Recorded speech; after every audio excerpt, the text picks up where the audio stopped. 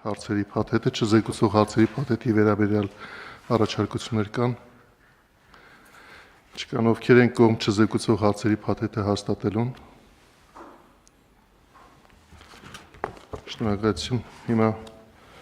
անցնում ենք զեկուցող հարցերի քննարկմանը։ Առաջին զեկուցող հարցը համար 14-ն է անշարժ գույք ամրացնելու եւ անհատույց օգտագործման իրավունքով ամրացնելու մասին։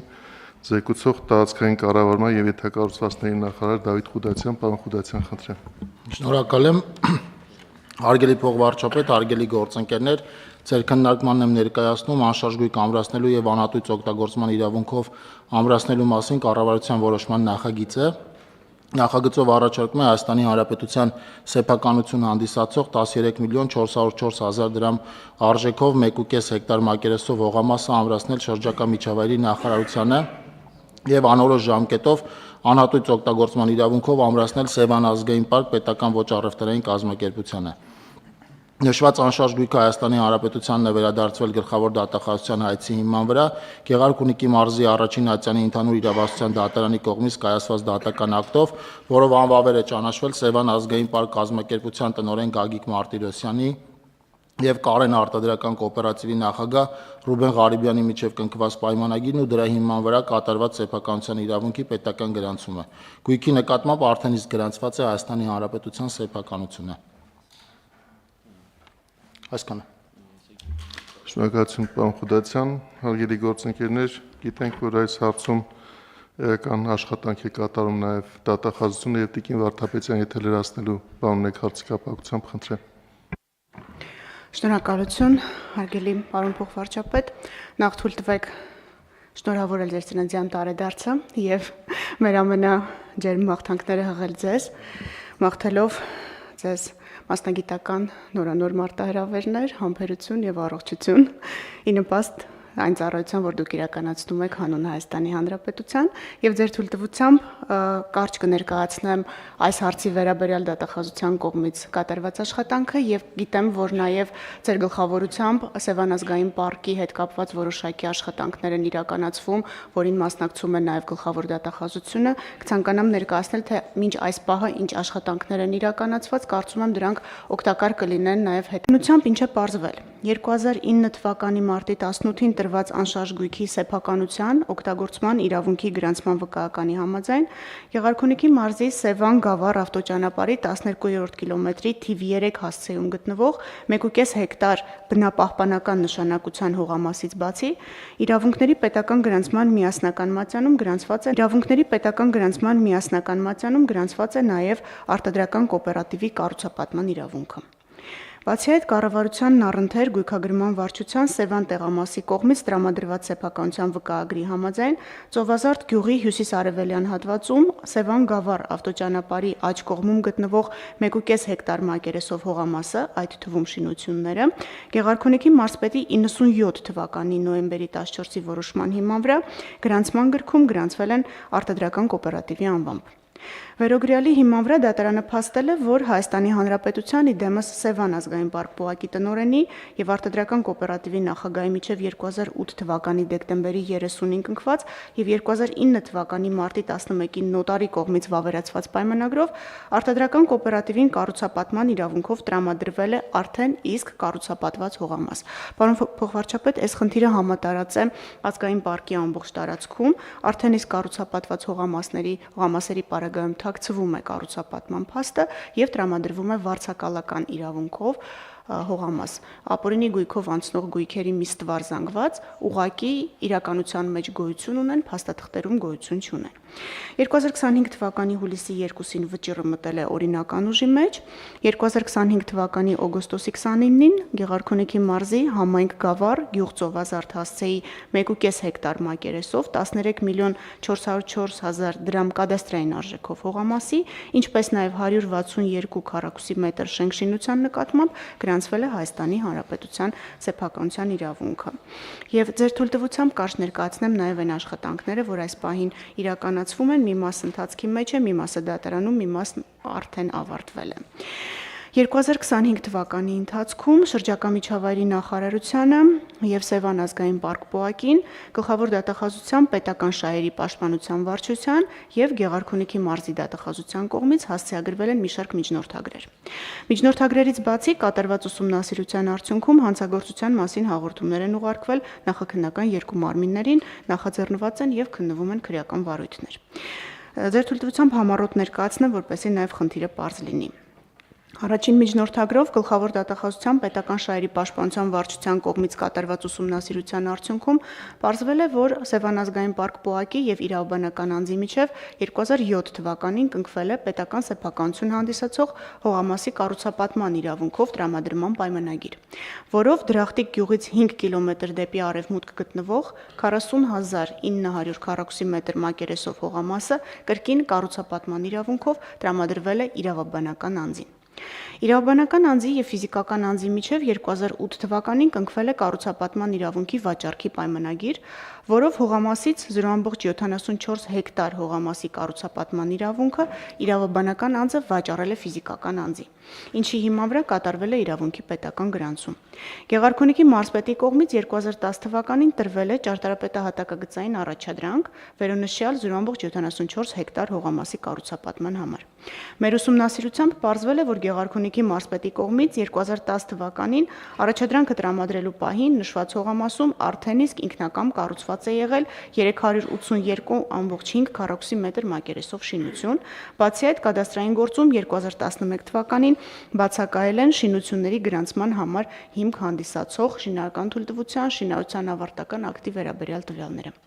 Պետական շահերի պաշտպանության վարչության կողմից 25 թվականին միջնորդագիր է ներկայացվել շրջակա միջավայրի նախարարություն միջոցներ ձեռնարկելու վերոնշյալ պայմանագրերը լուծելու ուղղությամբ։ Շրջակա միջավայրի նախարարության կողմից դատախազությունը տեղեկատվություն է ստացել, որ վերոնշյալ ընկերությանն ուղարկվել է պայմանագրի լուծման առաջարկ։ Նշեմ, որ այն չընդունվելու դեպքում պայմանագիրը կլուծվի դատական կարգով։ Երկրորդ այլընտրանքը չկա։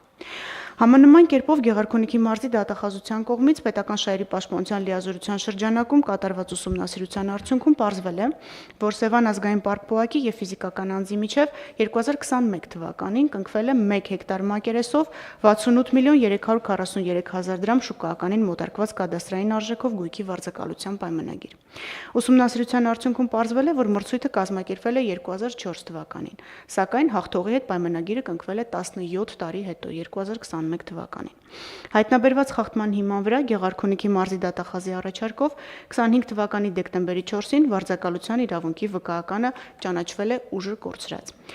Նաև դատախազության կողմից գրություն է հասցեագրված ազգային պարկ ՊՕԱԿ-ին վերոնշյալ տարածքում առկա ապօրինի շինությունները ապամոնտաժելու, քանդելու ուղղությամբ։ Պարոն փոխվարչապետ, սրանք 0 նիշից ցածր գտնվող տարածքներ են, շինություններ են, որոնք ենթակա են քանդման, եւ նշեմ, որ դատախազությունը նաև հսկողություն է իրականացնելու քանդման աշխատանքների իրականացման նկատմամբ։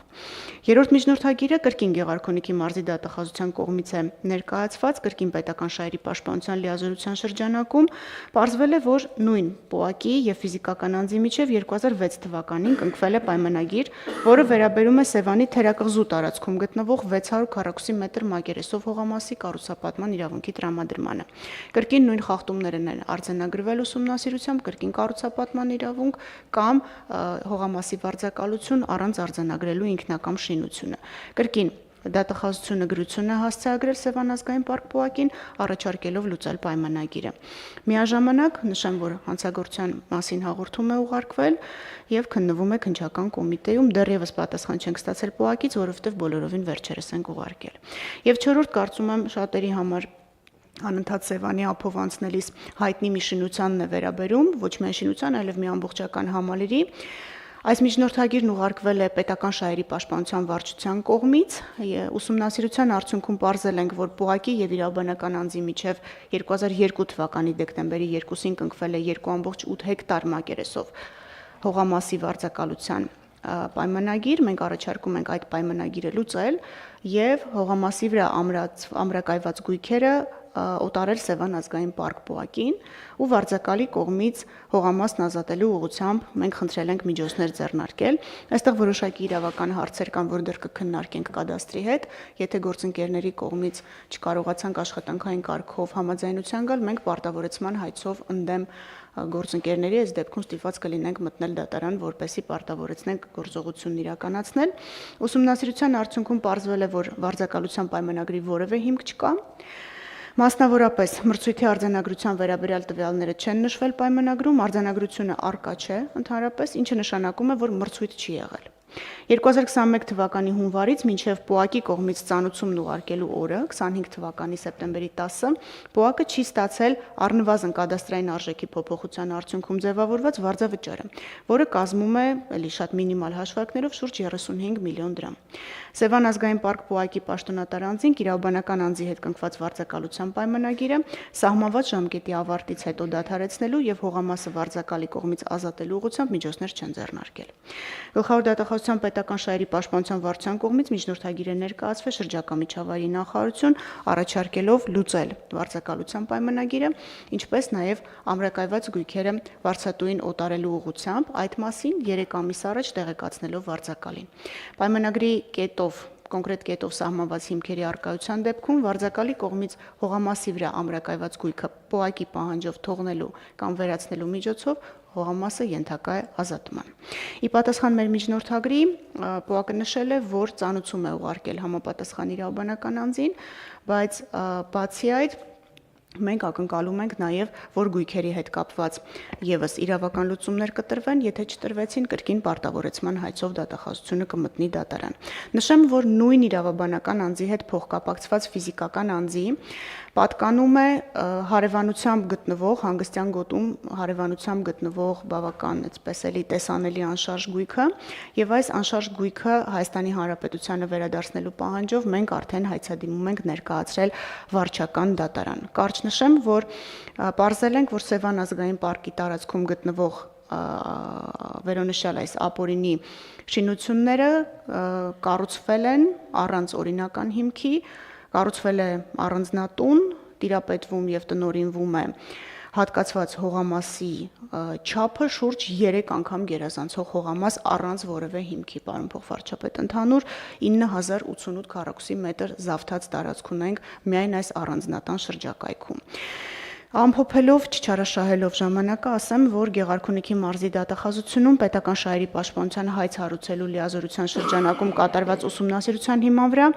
մի շարք այլ միջնորդագրեր ենք ուղարկել Սևան համայնքին արդեն եւ Սևան ազգային պարկ պոակին, Սևանալճի ափամերձ բացարձակ նիշից ցածր տարածքների 34 հողամասերում արկա ապօրինի կառուցված շենքշինությունները ապամոնտաժելու եւ հողամասը նախկին տեսքի բերելու համար աշխատանքները բավական դանդաղ են ընթանում, այս պահի դրությամբ 3 հողամասերում արկա շենքշինություններն են ամբողջությամբ անպամոնտաժվել, մնացած հողամասերի վերաբերյալ հարուցվել են վարչական վարույթներ եւ կայացվել են 23 քանդման որոշումներ, որոնք դեռևս չեն կատարվել, բայց մենք շարունակելու ենք հսկողություն իրականացնել այս ուղղությամբ եւ եթե աշխատանքները չկատարվեցին, պահանջելու ենք դատական կարգով, որպեսզի հարկադրենք կատարել քանդման աշխատանքները կամ ինքնակամ զավթողի կողմից կամ մեր գործընկերների կողմից։ Այսքանը սիրով կպատասխանեմ հարցերին, եթե այդպիսիք կան։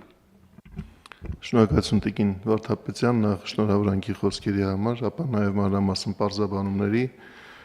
Այս պարզաբանումը նույնպես ապացույցն է նրա, որ մի կողմից անցյալում ձեռնարկված եւ արդեն իսկ հանգուցալուծման հասած հարցերը թույլ են տալիս օրինական շրջանառության վերադարձնել այն հողամասերը, որոնք որ գտնվում են ազգային պարկի իրավասության ներքո եւ նաեւ